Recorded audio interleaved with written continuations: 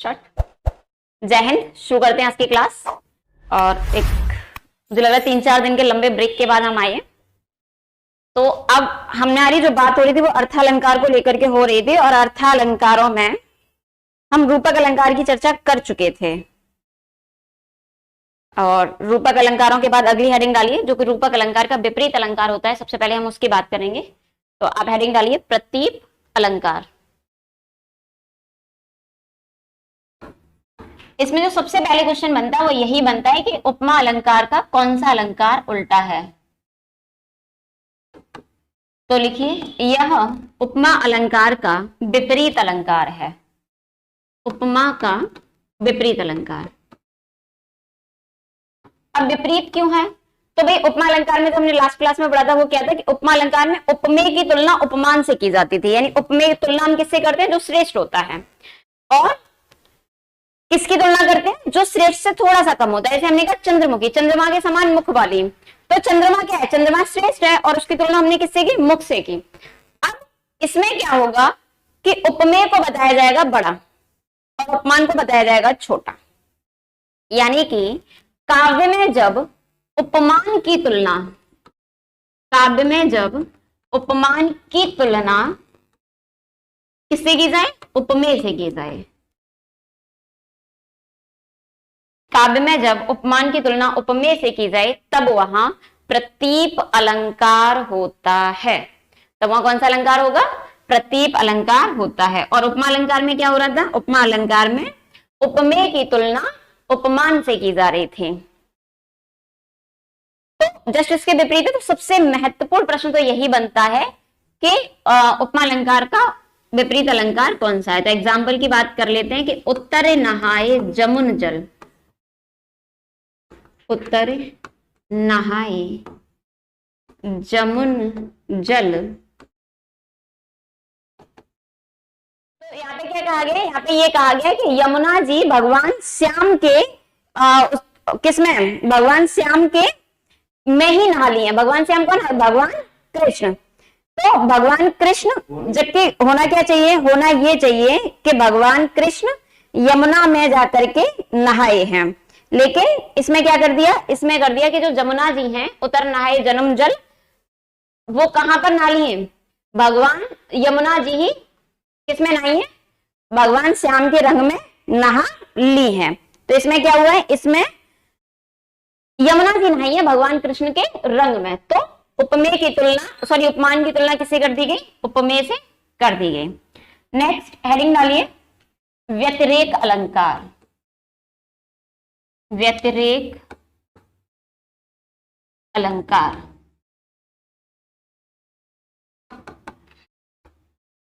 व्यतिरेक अलंकार में क्या होता है? तो देखो, उपमेय की तुलना जब उपमान से की जाती है तो उपमा अलंकार, उपमान की तुलना जब उपमेय से की जाएगी तो प्रतीप अलंकार।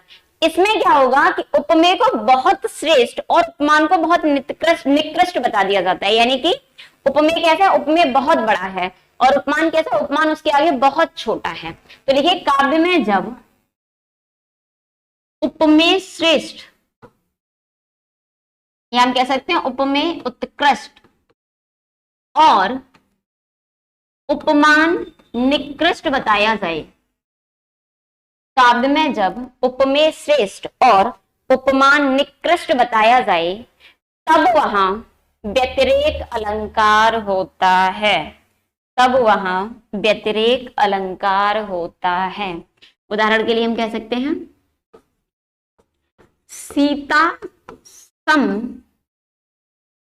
सीता सम समता किम करें। सीता सम समता किम करे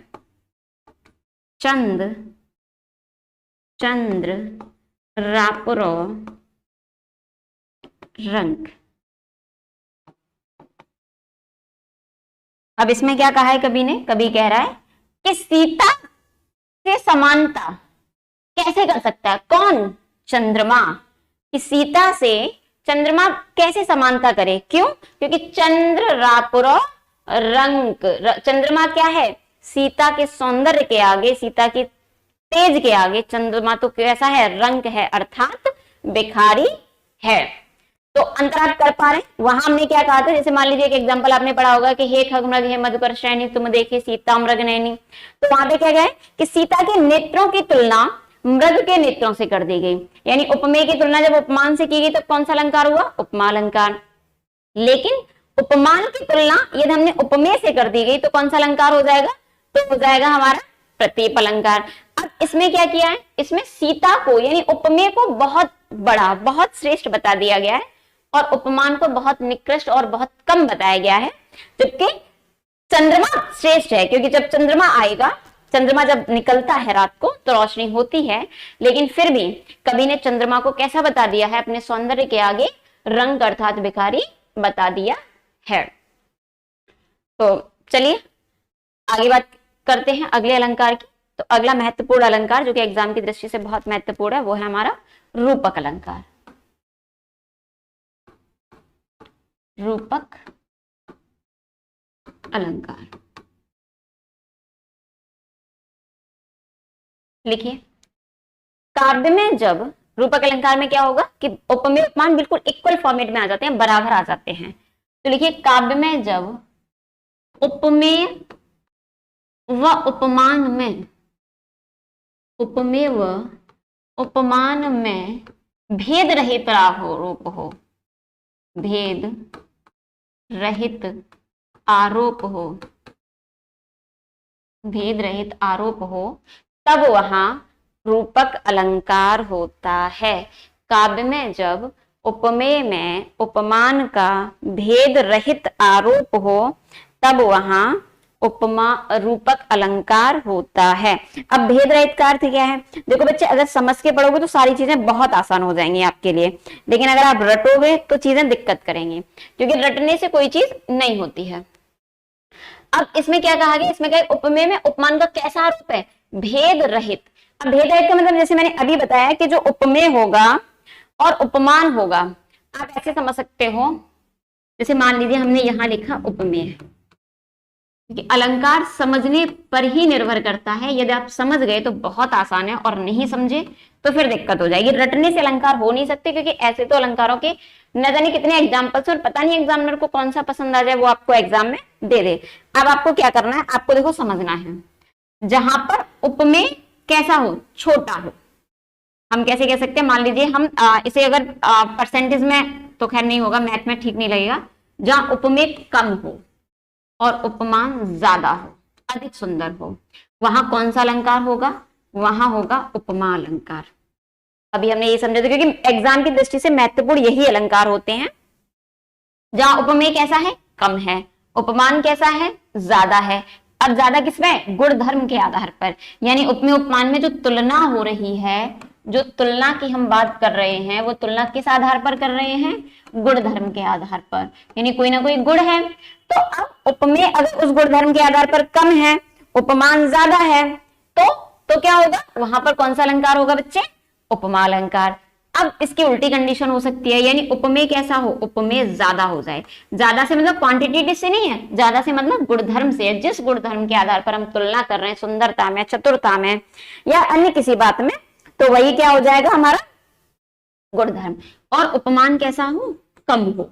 तो ऐसी कंडीशन में हमें कौन सा अलंकार प्राप्त होता है, ऐसी कंडीशन में वहां पर कौन सा अलंकार होगा, वहां पर होगा प्रतीप अलंकार, जिससे कि आज हमने चर्चा शुरू की, यानी आज जिस पे हमने बात करना शुरू की वो किस पर शुरू की, उपमा प्रतीप अलंकार से। क्यों, क्योंकि उपमा अलंकार तो हम पहले ही पढ़ चुके थे। अब क्या है, अगला हमने पढ़ा व्यतिरेक। अब व्यतिरेक में क्या था, उपमेय बहुत ज्यादा था, कैसा था, उपमेय बहुत ज्यादा, बहुत ज्यादा से मतलब बहुत श्रेष्ठ, बहुत श्रेष्ठ, हम श्रेष्ठ शब्द का प्रयोग कर सकते हैं। और उपमान कैसा हो, बहुत कम, बहुत कम। तो ऐसी कंडीशन में बच्चे कौन सा अलंकार था, ऐसी कंडीशन में हमारा था व्यतिरेक अलंकार। और बच्चे सबसे बड़ी बात होता क्या था कि जैसे मैंने आपको वाचक शब्द लास्ट क्लास में लिखाए थे, तो वाचक शब्दों में मैंने आपको क्या बताया था कि सा, सी, से, सम, सरिस, सदृश, जिम, ऐसे जो शब्द हैं वो कहाँ मिल जाते हैं, उपमा अलंकार में। लेकिन बच्चे ये शब्द आपको उपमा अलंकार में भी मिलेंगे, प्रतीप में भी मिलेंगे, व्यतिरेक में भी मिलेंगे। तो इसीलिए सिर्फ और सिर्फ वाचक शब्दों के आधार पर हम नहीं कह सकते कि क्या नहीं कह सकते कि व्यतिरेक जो हमारे अलंकार हैं वो केवल हम शब्द से ढूंढ रहे हैं, हमें चीजें समझनी ही पड़ेंगी। और समझना क्या है, मैंने आपको जब अर्थालंकार शुरू कराया तो उस समय कम से कम 10 मिनट यही बताया था कि उपमेय ढूंढना है और उपमान को ढूंढना है, क्योंकि अर्थालंकार लगभग पूरी तरीके से किस पर निर्भर करता है, अर्थालंकार पूरी तरीके से निर्भर करता है आपका उपमेय और उपमान पर। तो उपमेय जिसमें कम है, उपमान जिसमें श्रेष्ठ है, ज्यादा से मतलब हम श्रेष्ठ भी कह सकते हैं, तो वहां पे कौन सा अलंकार है, उपमा अलंकार। जहां पर उपमेय श्रेष्ठ है लेकिन उपमान कम है, वहां हमारा अलंकार होगा प्रतीप अलंकार। लेकिन उपमेय बहुत बहुत ज्यादा श्रेष्ठ हो जाए, लेखक को लगे कि उपमेय इससे ज्यादा बेहतर हो ही नहीं सकता, तो वहां पर कौन सा अलंकार होगा, वहां पर होगा हमारा व्यतिरेक अलंकार। तो अब मैं समझ पा रही हूं कि आप इन तीनों में अंतर करना मतलब आपको समझ में आ गया होगा कि इन तीनों में अंतर मुख्य रूप से क्या है। जिसमें उपमेय श्रेष्ठ हो, बहुत श्रेष्ठ हो व्यतिरेक अलंकार, केवल श्रेष्ठ है प्रतीप अलंकार, कम है कम श्रेष्ठ है वहां उपमा अलंकार। जिसमें उपमान श्रेष्ठ है उपमा अलंकार, उपमा कम है प्रतीप अलंकार, लेकिन उपमान बहुत बहुत कम है तो होगा हमारा व्यतिरेक अलंकार। तो चलो अब व्यतिरेक अलंकार का हमने अंतर समझ लिया था। अब हम बात कर रहे थे रूपक अलंकार पे। अब रूपक अलंकार में बच्चे क्या होगा, ना उपमेय श्रेष्ठ है ना उपमान श्रेष्ठ है, बल्कि दोनों कैसे हैं, बराबर हैं, दोनों में कोई भेद है ही नहीं। तो फिर कौन सा अलंकार हो जाएगा, तब वहां पर हो जाएगा आपका रूपक अलंकार। तो एक एग्जांपल, चलो एग्जांपल हम अगले पेज पे ले लेते हैं, इसको लिखा रहने देते हैं। एग्जांपल जैसे क्या हो जाएगा, एक एग्जांपल तो आपने बचपन से ही पढ़ा है कि चरण कमल बंदो हरे राही, चलो इसको भी लिखे देते हैं, हालांकि ये तो अधिकांश बच्चों को आता ही है। चरण कमल बंदो हरे राही। अब देखो बच्चे एग्जाम्पल क्या है, तो एग्जाम्पल क्या हो जाएगा, मतलब अगर इसका अर्थ हम ढूंढे तो क्या हो जाएगा, तो अर्थ इसका है कि कमल रूपी चरण वाले, कमल रूपी कैसे चरण हैं, चरण किसके समान है, कमल के समान। तो बताओ इसमें कहीं भी हमें ये लगा कि कमल बहुत ज्यादा है या चरण ज्यादा कोमल है, नहीं, कमल रूपी चरण वाले। गुड मॉर्निंग बच्चे। अगली बात हम क्या करें, देखो एक और एग्जांपल से समझ लेते हैं। मैया मैं तो चंद्र खिलौना ले, चंद्र खिलौना ले।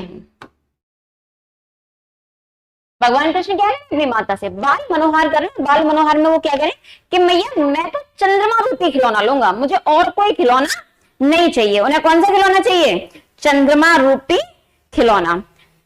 या एक और एग्जांपल ले लेते हैं हम, फिर उसके बाद हम समझेंगे कि इसको हम सहजता से कैसे पता कर सकते हैं।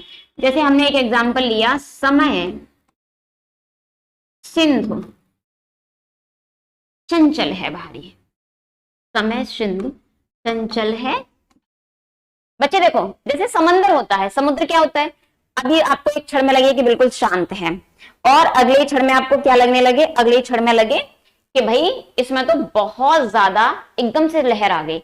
समुद्र शांत था, आप आराम से बैठे हुए थे या आप वो दृश्य देख रहे थे बड़ा सुंदर सा, लेकिन अचानक से बहुत भीषण लहर आई, बहुत सारी धन हानि कर गई। तो समय भी ऐसा ही है, पता हमें नहीं पता होता कि स्थितियां कब बनती और बिगड़ जाएंगी। पता चले अभी हम बहुत खुश हैं, अचानक से ऐसा कुछ हो जाए कि हमें चीजें सही ना मिले। सही ना मिलने से हमारा मतलब क्या है कि हमारी जो चीजें हैं वो हमारे विरुद्ध हो जाए, परिस्थितियां हमारी।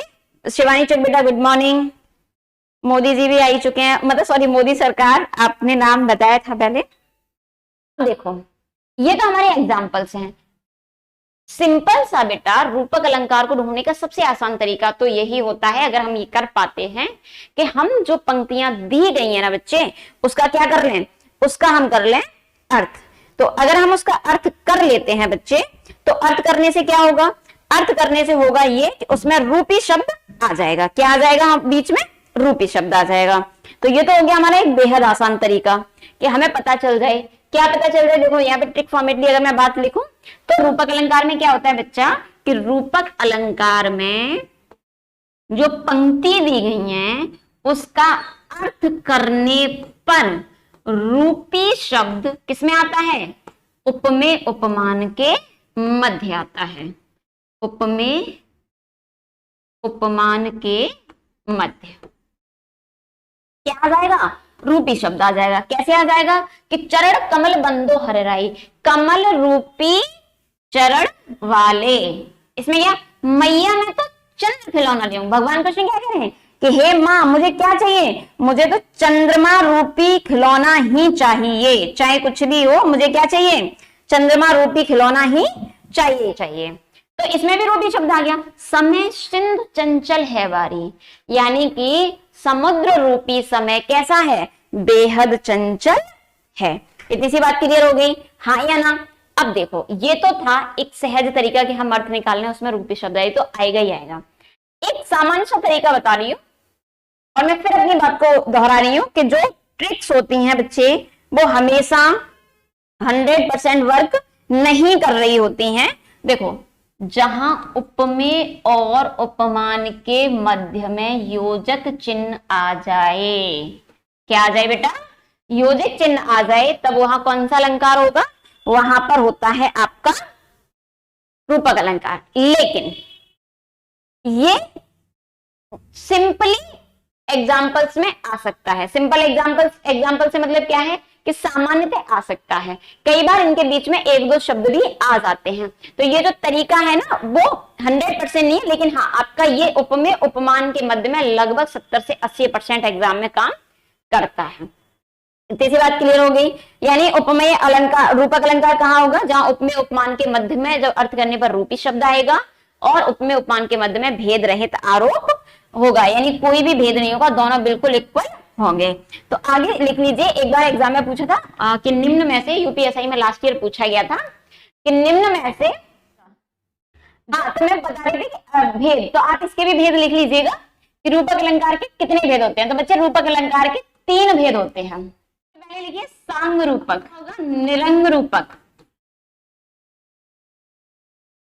और तीसरा होगा पारंपरिक।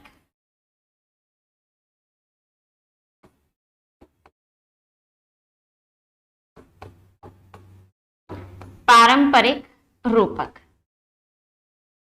यानी रूपक अलंकार के सांग रूपक, निरंग रूपक और पारंपरिक रूपक। यानी कि रूपक अलंकार के 3 भेद होते हैं। आमतौर पर यूपी पुलिस में इस बात की संभावना बेहद कम है, या हम कह रहे दशमलव में ही बनती है कि वो आपको अलंकारों से पूछ ले कि सांग रूपक क्या है, निरंग रूपक क्या है और पारंपरिक रूपक क्या। लेकिन अगर फिर भी बात आए तो आप इन शॉर्ट तरीके से आप ऐसे भी समझ सकते हो कि जहां उपमेय उपमान के मध्य में बहुत निकटता हो वहां आपका सांग रूपक होगा, जहां उनके मध्य में एक दो शब्द भी अगर आ जाते हैं तो आपका निरंग रूपक होगा। और अगर परंपराओं के आधार पर पारंपरिक तरीके से हम उपमेय उपमान का प्रयोग कर रहे हैं तो वहां पर पारंपरिक रूपक अलंकार होगा। चलिए आगे हम बात करते हैं। मैं उम्मीद कर रही हूँ आपकी फिजूल की बातें हो गई हो, तो अब आप आ जाएं और उत्प्रेक्षा अलंकार कर लें, क्योंकि आपको रूपक अलंकार मेरे ख्याल से समझ में आ गया होगा। माई ड्रीम यूपी पुलिस,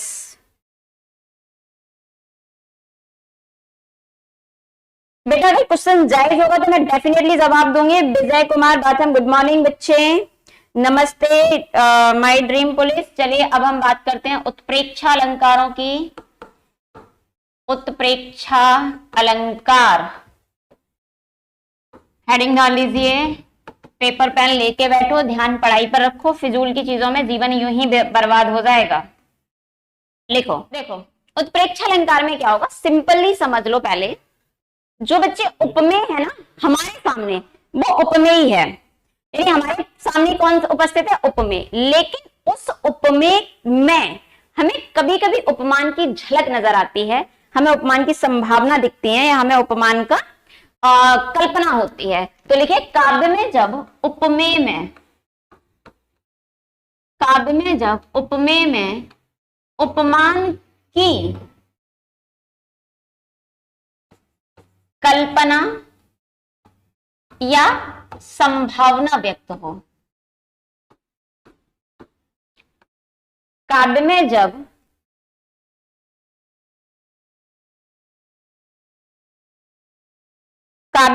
उपमेय में उपमान की संभावना या कल्पना व्यक्त हो, तब वहां पर क्या होता है, तब वहां पर आपका उत्प्रेक्षा अलंकार होता है। एकदम सरल शब्दों में समझ लो कि हमें मालूम है, हम एश्योर हैं, किस बात के लिए एश्योर हैं, कि हमारे सामने उपमेय ही है, लेकिन फिर भी हमें उस उपमेय में कभी कभी कौन पता चलता है, हमें कभी कभी उपमेय में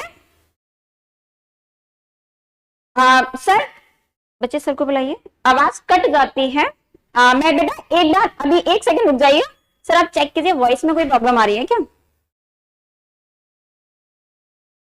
अगर कोई वॉइस में प्रॉब्लम तो आप चेक कर लीजिएगा। चलिए, उपमेय में देखो हमारे सामने कौन है, जैसे एक एग्जांपल हमने बचपन से पढ़ा कि सोह तोड़े पीत पट श्याम सलोने गात मनोह नीलमल सैल पर आतप परे प्रभात, तो उसमें क्या है कि सोहत ओढ़े पीतपट, कौन, भगवान श्याम ने क्या ओढ़ लिया, बहुत शोभायमान हो रहे हैं, किससे शोभायमान हो रहे हैं, कि उन्होंने अपने बदन पर पीतांबर पहना हुआ है। मालूम है, कवि को पता है कि उसके सम्मुख, उन कवि के सम्मुख भगवान कृष्ण विराजमान हैं, भगवान कृष्ण ने पीतांबर ओढ़ा हुआ है और वो पीतांबर उनके बदन पर बहुत अच्छा लग रहा है, बहुत शोभायमान हो रहा है। लेकिन अब कवि को कैसा लगने लगा, मनहु नीलमन सैल पर आतप परे और प्रभात, ऐसा लग रहा है कि मानो नीलमणि सैल पर क्या हो रहा है, कि सुबह का जो सूर्य उदय हो रहा है, सुबह जब सूर्य उदय होता है तो वो कुछ कुछ आपका ऑरेंज यानी केसरी या कुछ कुछ पीला होता है, तो उसकी रोशनी सूर्य की चोटियों पर पड़ रही है, नीलमण सूर्य की रोशनी नीलमय पर्वत की चोटियों पर पड़ रही है, तब क्या हो रहा है, तब वो चोटियां चमक रही हैं। तो इसी तरीके से भगवान कृष्ण के जो कंधे हैं, जो शोल्डर्स हैं, वो चमक रहे हैं। तो इसमें क्या है, वॉइस तो सही आ रही है, स्लो बोलिए। अच्छा बच्चे ठीक है, अगर आपको समझने में दिक्कत आई तो मैं और स्लो बोलूंगे, तो मैं चलो इसी बात को समझाई देती हूँ आपको वापस से, कि उत्प्रेक्षा अलंकार में बच्चे क्या होगा, कि हमें पता है कि जो उपमेय है वो हमारे सामने है, हमारे सम्मुख है, लेकिन उस उपमेय में ही हमें कभी कभी उपमान की जानकारी, कभी कभी उपमान की क्या होती है, कल्पना होने लगती है, संभावना व्यक्त होने लगती है। तो सोहत ओढ़े पीत पट श्याम सलोने गात में मैंने आपको बताया कि कवि को पता है कि उसके सामने भगवान कृष्ण हैं, भगवान कृष्ण पीतांबर पहने हुए बहुत शोभायमान हो रहे हैं, लेकिन उसे कभी कभी भगवान कृष्ण के कंधे कैसे महसूस होने लगते हैं, कि मानो नीलमन पर्वत की चोटियों पर सूर्य की रोशनी, सुबह के सूर्योदय की रोशनी पड़ रही हो। तो यानी होता क्या है बच्चे, कि सामने कौन है, उपमेय है, हमें श्योर है कि हमारे सामने उपमेय प्रेजेंट है, लेकिन उस उपमेय में ही हमें उपमान की संभावना व्यक्त होने लगती है। चलो एक एग्जाम्पल लिख लेते हैं। रौद्रस में वैसे इसका एग्जाम्पल आता है, लेकिन अलंकार अगर आपसे पूछ ले तो आप बता दीजिएगा कि उस काल मारे क्रोध के, उस काल मारे क्रोध के तन कांपने उनका लगा, तन कांपने उनका लगा, मानो हवा के वेग से, मानो हवा के वेग से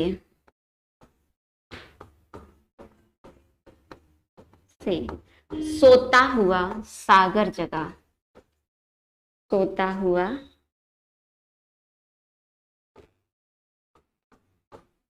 सागर जगह। एक एग्जाम्पल और लिख लेते हैं कि रहमन पुत्री श्याम की,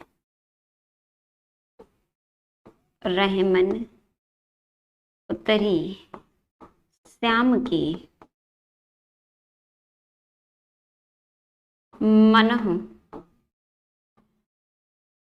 जलज मधुकर रस। अब देखो बच्चे, अब हम इसका अर्थ समझ लेते हैं, फिर आपको दिक्कत भी नहीं होगी। हालांकि बाद में तरीका भी बता देंगे कि इन शॉर्ट में इसे कैसे पहचाना जा सकता है। उस काल मारे क्रोध के तन कांपने, उनका लगा मानो हवा के वेग से सोता हुआ सागर जगा। जैसे ही बच्चे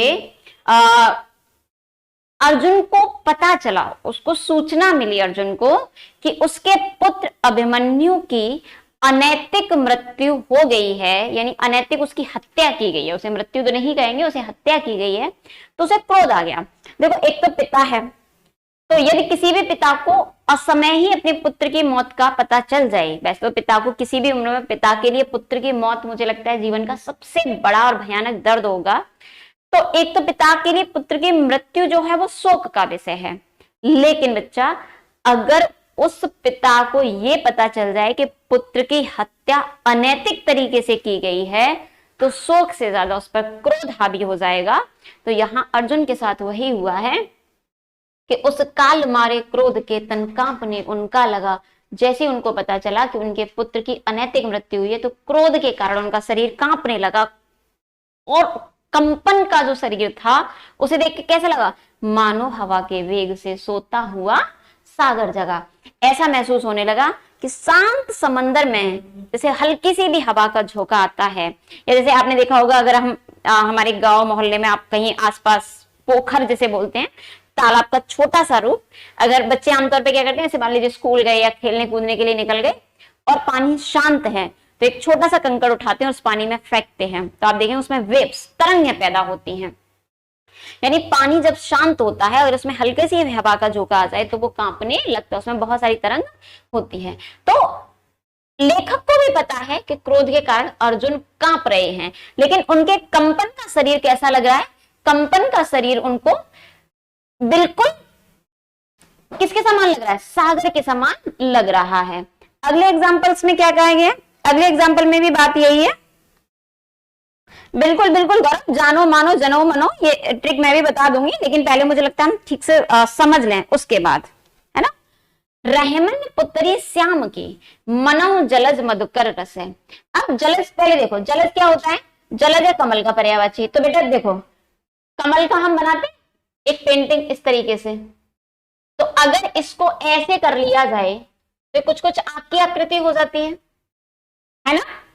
और कमल की पेंटिंग तो आप सबने बचपन में बनाई होगी, क्योंकि हमारे यहाँ पेंटिंग में एक 3 पर्वत, 3-4 पहाड़, उनके पीछे से निकलता हुआ सूरज, एक पेड़, झोपड़ी, नदी, ये पेंटिंग लगभग हर बच्चा बनाता ही है।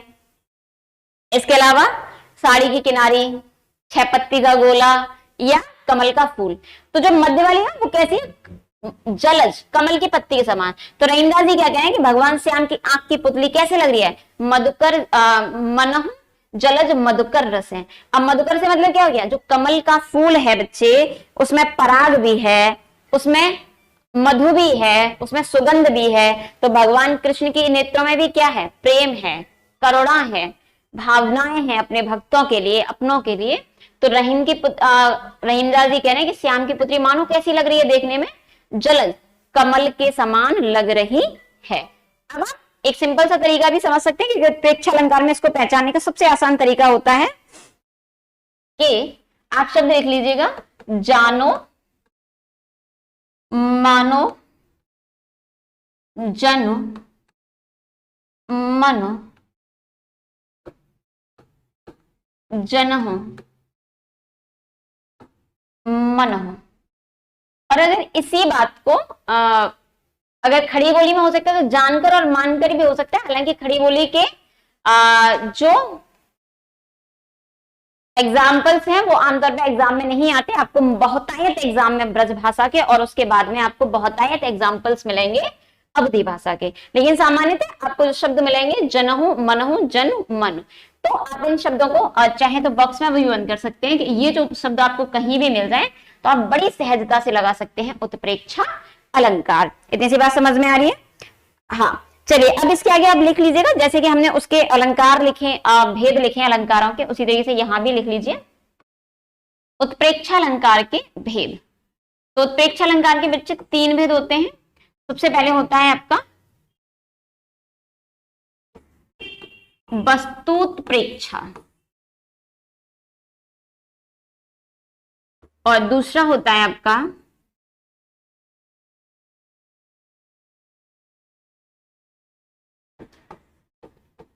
फलोत्प्रेक्षा, और तीसरा आपका भेद होता है हेतुत्प्रेक्षा। अगर आपसे पूछ लेता है एग्जामिनर, हालांकि पूछेगा का तो नहीं है, लेकिन कई बार, क्योंकि पिछली बार यूटीएसआई में पूछा गया था कि उत्प्रेक्षा अलंकार के नंबर 1 यारी गुड मॉर्निंग बच्चे, पूछा गया निम्न में से उत्प्रेक्षा अलंकार के भेद कौन से नहीं हैं, तो इसलिए मैंने आपको उपमा अलंकार के, रूपक अलंकार के और उत्प्रेक्षा अलंकार के भेदों के नाम लिखा दिए हैं। हालांकि सामान्यतः एग्जाम में सिर्फ एक पंक्ति दी जाती है और उसमें पूछा जाता है कि कौन सा अलंकार है। तो जहां पे जनो मनु जानो मानो शब्द मिल जाए वहां कौन सा अलंकार होगा, वहां पर आपका होगा उत्प्रेक्षा अलंकार। चलिए मैं उम्मीद करती हूँ आपको समझ में आ रही होंगी चीजें। तो अगला अगला अलंकार पढ़ते हैं अतिशयोक्ति अलंकार। अतिशयोक्ति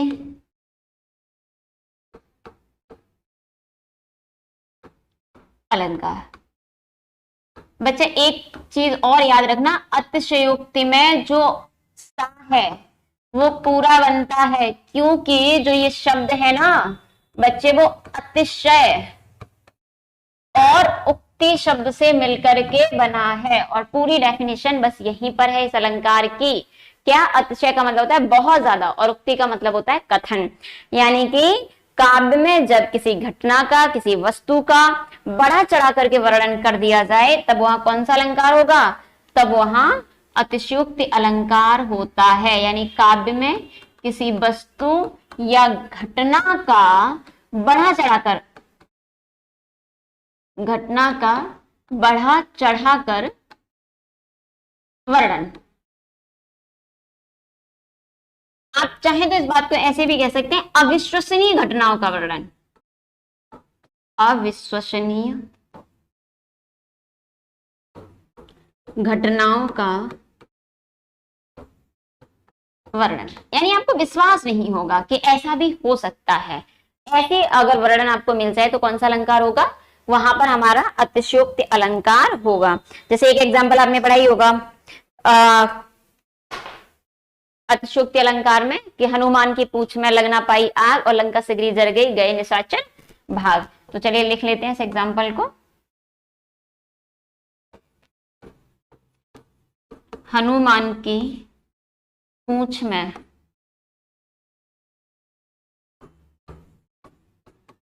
लग ना पाई आग,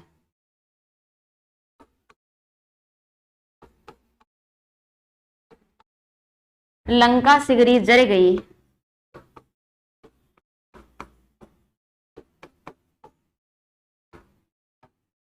लंका सिगरी जल गई, गए निशाचर भाग, गए निशाचर भाग। यानी कि कभी क्या ना कि हनुमान की पूंछ में आग लग भी नहीं पाई, तब तक ये क्या हुआ, तब तक ये सारे के सारी लंका जल गई और निशाचर भाग गए। तो ऐसा कैसे हो सकता है? ये पूंछ में, जिस पूंछ की वजह से लंका जली हो, उस पूंछ में आग भी नहीं लग पाई, तब तक पूरी लंका भी जल गई और निशाचर भी भाग गए। या एक एग्जाम्पल और आता है, एग्जाम्पल मिलता है कि देख सुदामा की दीन दशा, करुणा करके करुणानिधि रोए। जो इसकी दूसरी पंक्ति है उसमें अतिशयोक्ति अलंकार है कि पानी परायत को हाथ छुओने, नैनन के जल से पग धोए। तो पानी परायत में रखा हुआ था, उसको भगवान ने हाथ भी नहीं लगाया, सिर्फ नेत्रों के जल से ही क्या कर दिया। तो लिख लीजिए, पानी परायत को हाथ छुओने, पानी परायत को हाथ छुओने, नैनन के जल से पग धोए, के जल से पग धोए।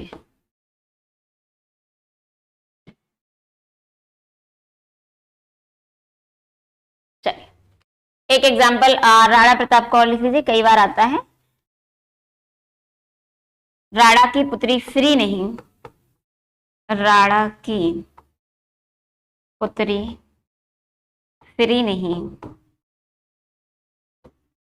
तब तक चेतक मुड़ जाता था,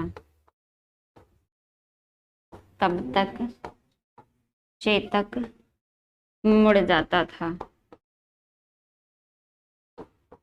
यानी राणा प्रताप की आंख की पुतली भी नहीं घूम पाती थी, इतनी जल्दी क्या हो जाता था कि चेतक मुड़ जाता था। एक एग्जाम्पल और मिलता है, राणा प्रताप के आगे नदियां पड़ी अपार, राणा सोचे घोड़ा कैसे उतरे पार। राणा सोच रहा था इस पार, तब तक चेतक था उस पार। यानी आगे नदी बहुत बड़ी पड़ी थी और राणा प्रताप सोच रहे ये घोड़ा कैसे नदी के पार उतरेगा। जब तक राणा प्रताप अपने मन में ये विचार कर ही रहा था, तब तक तो घोड़े ने नदिया को पार भी कर लिया। तो क्या हो गया, अविश्वसनीय घटना हो गई, घटना पर भरोसा ही नहीं कि जब तक मन में विचार रख रहे इतनी देर में नदियां कैसे पार हो गई, या कि जब तक राणा की पुतली भी नहीं फिर पाती थी तब तक चेतक यानी घोड़ा कैसे मुड़ जाता था। या आप यहां से ले लीजिए कि पानी को हाथ भी नहीं लगाया और क्या हो गया, राकेश गुर्जर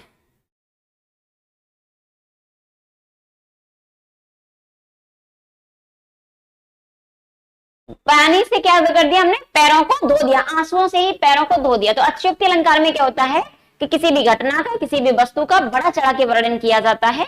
और फिर क्या होता है, या आप एक शब्द में ये भी कह सकते हैं, जहां अविश्वसनीय घटनाओं का वर्णन होगा वहां अतिशयोक्ति अलंकार होता है।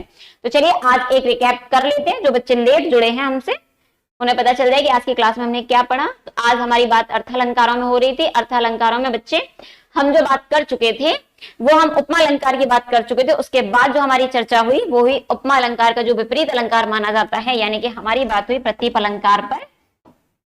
तो प्रतीप अलंकार उपमा का विपरीत होता है। विपरीत का मतलब है कि जहां उपमान की तुलना किससे कर दी जाए, उपमेय से कर दी जाए, वहां पर प्रतीप अलंकार होता है।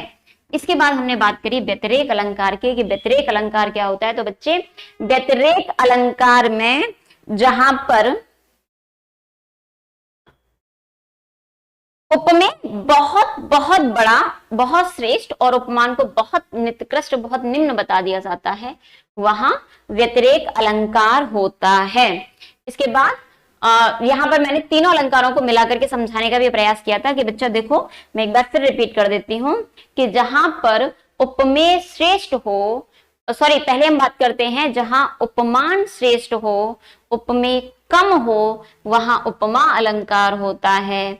जहां पर उपमेय श्रेष्ठ हो और उपमान कम हो, वहां प्रतीप अलंकार होता है। और जहां उपमेय बहुत बहुत श्रेष्ठ हो जाए और उपमेय बहुत निम्नतम स्तर पर आ जाए, वहां पर हमारा प्रतीप अलंकार होता है।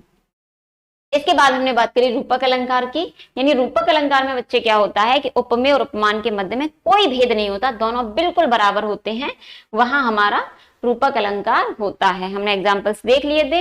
हालांकि सबसे बेहतर तरीका ये होता है कि जब आप रूपक अलंकार की जो पंक्तियां दी गई हैं, अगर आप उनका अर्थ करते हैं तो उन उपमेय और उपमान के मध्य में रूपी शब्द आ जाता है।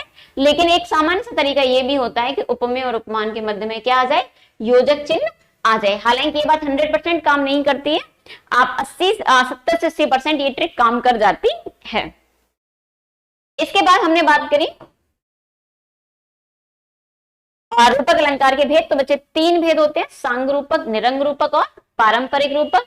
इसके बाद हमने बात करी उत्प्रेक्षा अलंकार की। तो उत्प्रेक्षा अलंकार में क्या होता है कि बच्चा उपमेय हमारे सामने उपस्थित होता है, बस हमें उस उपमेय में कभी कभी लगता है कि हमारे सामने उपमान है या उपमान की दर्शन होते हैं, उसकी कल्पना होती है, उसकी संभावना व्यक्त होने लगती है।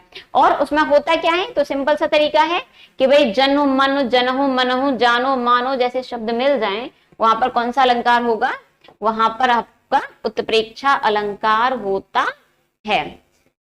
उत्प्रेक्षा अलंकार के बच्चे भेद कितने होते हैं, तो उत्प्रेक्षा अलंकार के जो हमारे भेद होते हैं वो 3 होते हैं, वस्तुत्प्रेक्षा, फलोत्प्रेक्षा और हेतुत्प्रेक्षा। इसके बाद जो हमारी बात हुई आज अंतिम अलंकार पर, आज का अंतिम अलंकार वो था अतिशयोक्ति अलंकार। तो अतिशय का मतलब होता है बहुत ज्यादा और अलंकार उक्ति का मतलब होता है कथन, यानी किसी भी कथन को बहुत ज्यादा बड़ा चढ़ा कर कह दिया जाए, वहां पर हमारा अतिशयोक्ति अलंकार होता है। इसी एक शब्द में हम ऐसे भी कह सकते हैं कि जहां अविश्वसनीय घटनाओं का वर्णन होता है वहीं पर अतिशयोक्ति अलंकार होता है।